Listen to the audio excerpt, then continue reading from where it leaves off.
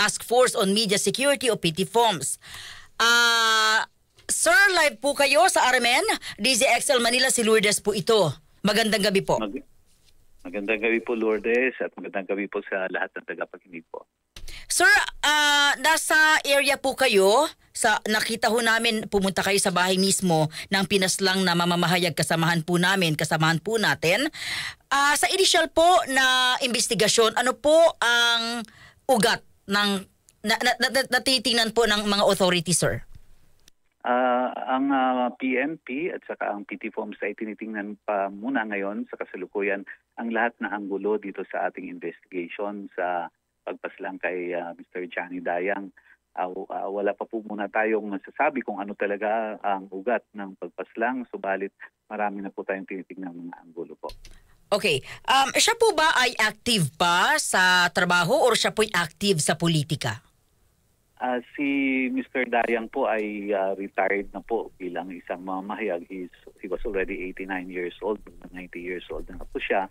At siya po ay Chairman Emeritus po ng Publishers Association of the Philippines. So sa ano po talaga ay hindi na siya aktibo bilang isang mamahayag, liban lang doon sa kanyang mga Facebook posts. At ito naman ang kanyang mga opinion at mga ulat. Sa politika naman po ay hindi naman po siya tumatakbo at although meron siyang mga kaibigan ng mga politiko, mga local politicians, pero wala naman po tayong nakikita na kaaway niya o nakagalit niya dito sa lugar. May threat daw po ba or may threat before na mangyari ito dito po sa ating kasamahan? Wala naman po napabalita na may threat po siya. Subalit merong reported na nitong nung umaga ng kanyang nung araw kahapon ng umaga ay merong napaulat yung kasama niya sa bahay ng parang umiikot-ikot na mga nakamotorsiklo po. Family issues, sir? Like minsan lupa, mga kamag-anak, wala naman? Wala naman pong ganun. Okay. Suspect, sir, sa initial po na paikipag-usap niyo sa mga authorities, CCTV?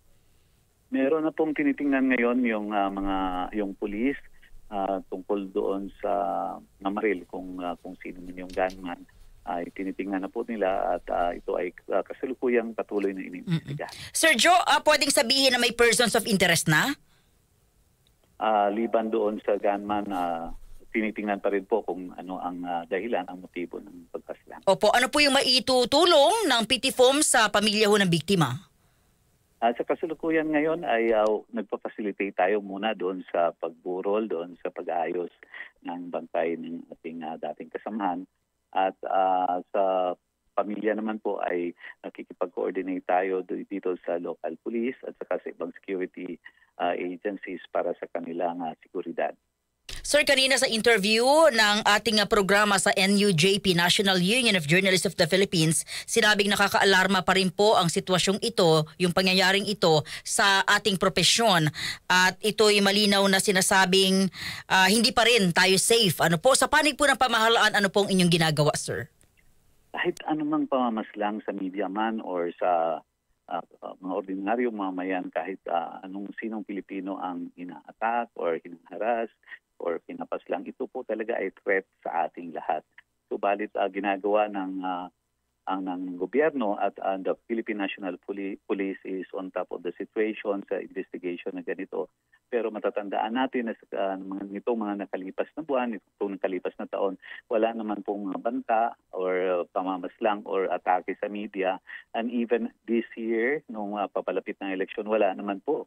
May 2-3 lang tayo natanggap na mga report mula sa ating magkasamang sa media nang sabi nila may mga threats. Subalit kumpara sa mga dating panahon, ito po ay napaka-minimal at napaka-minor po na mga incidents. Subalit itong nangyari kay Mr. Dayang ay nakagulat po talaga.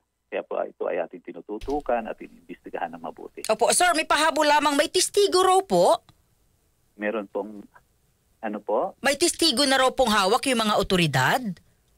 Marami naman pong nagsabi na sila ay nakarinig doon sa pagputok, subalit meron po tayong mga tinitingnan ng mga taong pwedeng makapagbigay ng impormasyon tungkol dito. May inilabas hubang pabuya ang pamahalaan or yung mga kaibigan niya po sa makapagtuturo sa pumatay kay Ginoong Dayang?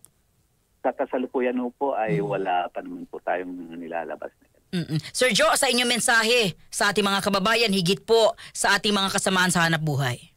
Sa ating mga kasamahan sa hanap buhay, patuloy po tayong mag-iingat, patuloy po nating magiging fair, maging patas sa ating coverage, at ingatan po natin ating mga sarili, lalong-lalo na yung papalapit na eleksyon. Huwag po tayong maging bias doon sa coverage natin kasi minsan yun yung inaakusa sa atin at magiging dahilan doon sa mga galit ng mga tao at mga banta. Sa mga taong bayan naman, sa ating mga kababayan, lalo-lalo na yung mga tumatakbo sa politika, sana po ay maintindihan ninyo ang trabaho ng media. Dahil kung wala po ang media, hindi po tayo makapag-desisyon ng tama kung sino ang ating pipiliin na magiging future leaders. Sir Joe, maraming salamat. Ingat po dyan. Mabuhay po kayo. Magandang gabi. Maraming salamat po.